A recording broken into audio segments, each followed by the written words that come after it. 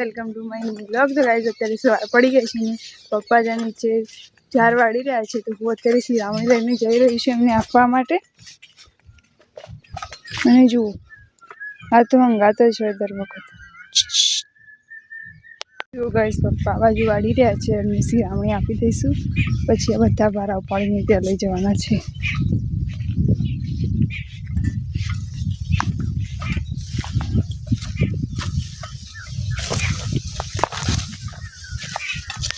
ઝારના ખેતરમાં ભૂંડડા હોય, કેટલું રમણ ભમણ કરી દીધું, આખી ઝાડને બધું પૂરી અંદર જમીનમાં ગાળી દીધી। જો આટલામાં જ એવું કર્યું ખાલી।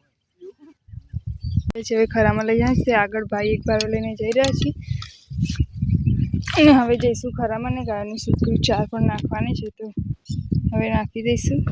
અત્યારે અમે જઈ રહ્યા છીએ જ્યાં કપાસ આવેલા છે ત્યાં એમાં ખાતર નાખવાનું છે ને એક કુંડી ત્યાં કણી થઈ છે, તો એનો રિપેર કરવાની છે, તો અત્યારે હું પપ્પા અને ભાઈ જઈ રહ્યા છીએ। ગાઈસ તો મારી વ્હાઈટ ફોર્ચ્યુનર લઈને હું જાઉં છું ખેતરમાં। ખાતર લીધું ના તમે?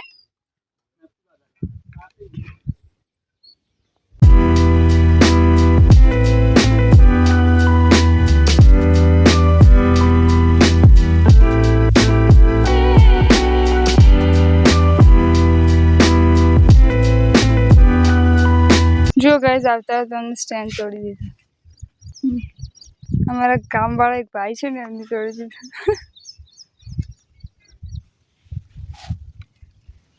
ખેંચો, એ તો મર્દોનો કામ છે, મર્દનું કામ બકા। આવી ગયા છે જે ખેતરમાં ખાતર નાખવાનું છે, તો ખાતર ઉપાડીને ભાઈને પપ્પા જઈ રહ્યા છે। સિમેન્ટ પણ અમે લાવ્યા છીએ, પેલી કુંડી ને તિરાડો આખી કરવાની છે એટલે। ગાઈસ અમારે નાખવાનું છે ખાતર, તો અત્યારે ભાઈને ઉપર લાગી જશે ખાતર નાખવા।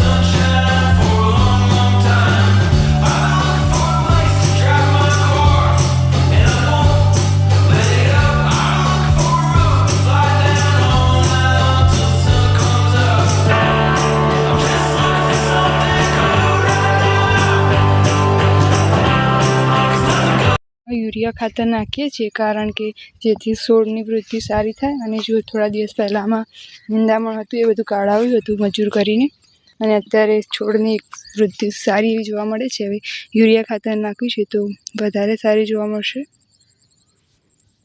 જો ગાઈસ એક છોડની અંદર કેટલા બધા પાંદડા અને કેટલો ઘટાદાર થયા છે છોડ। જુઓ,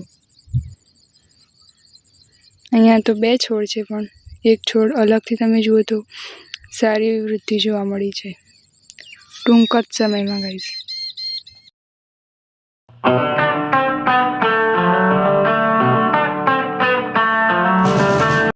જો ગાઈસ કુંડી પણ સંતાઈ ગઈ છે, હવે જઈએ ઘરે। ત્યાં જઈને ગાયોને પણ ચાર પૂરો કરવાનો છે। પૂરું થઈ ગયું છે તો હવે જઈએ છીએ ખેતરમાં, ત્યાં ગાયો છે ત્યાં, અને ગાયોને પાણીને બધું પાવાનું છે, એટલે કામ બધું પૂરું થઈ ગયું છે। કુંડી પણ સંતાઈ ગઈ છે અને ખાતર પણ નખાઈ ગયું છે।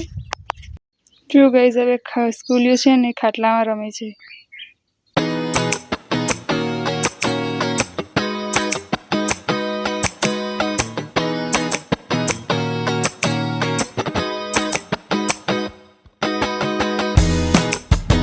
કામ ચાલુ કરી દીધું છે। અને જો ગાઈસ ત્યાં સામે બા નિંદામણ કાઢી રહ્યા છે ચોળીના ખેતરમાં છે ને ગાઈસ। અજમો ને બધું અંદર નાખીને પીવડાવે ને તો પીતી નથી, ને એકલો ગોળ પી જાય છે, એટલે હવે એકલો ગોળ જ પીએ છીએ છે ને। આખા બધા ચોળીમાં ફરે છે પપ્પા ભાઈ બધા।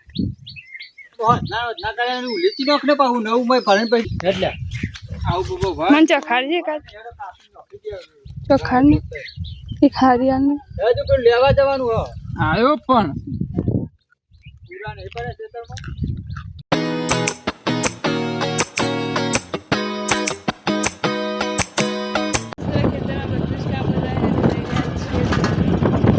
રસ્તામાં બકરીઓનું ટોળું મળી ગયું અને ગાયોનું એ જોયું.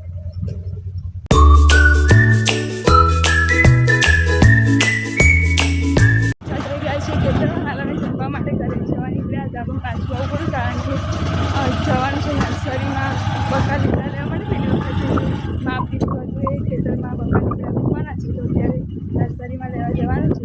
તેના માટે ઓનલાઈન પેમેન્ટ કરવાનું છે તો ફોન ખેતરમાં પડે છે તો અત્યારે ફોન લેવા માટે ખેતરમાં આવ્યા છે તો પછી પાછા ઘરે જઈશું.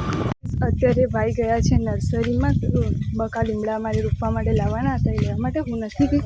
અને સાથે એમાં જામફળના એકાદ બે છોડ અને લીંબુના પણ છોડ લાવવાના છે. આમ વેરી એક્સાઇટેડ ગાઈઝ એને રોપવા માટે. હમણાં ભાઈ આવતા હશે, રસ્તામાં હશે, એમને કોલ આવ્યો કે એ રસ્તામાં છે બસ આવશે એટલે હું તમને બતાવીશ કે કેટલા લીમડા લાવ્યા અને શું લાવ્યા છે.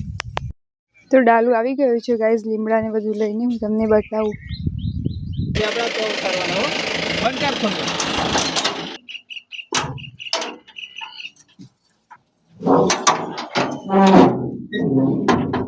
પેલા તો ચેવડા સીડા થઈ ગયા. બધું જો બાકી ના જાય ઉપર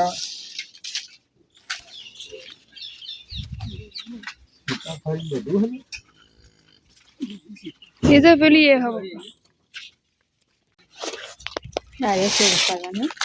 લઈ જા નેચર જાય.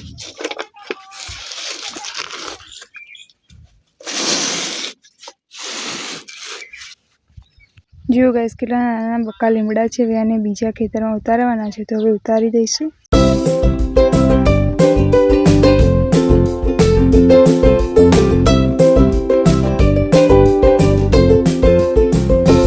બધા જ બકા લીમડા ઉતારી દીધા છે. હવે કાલે મજૂર બોલાવીને બધા રોપાવાના છે.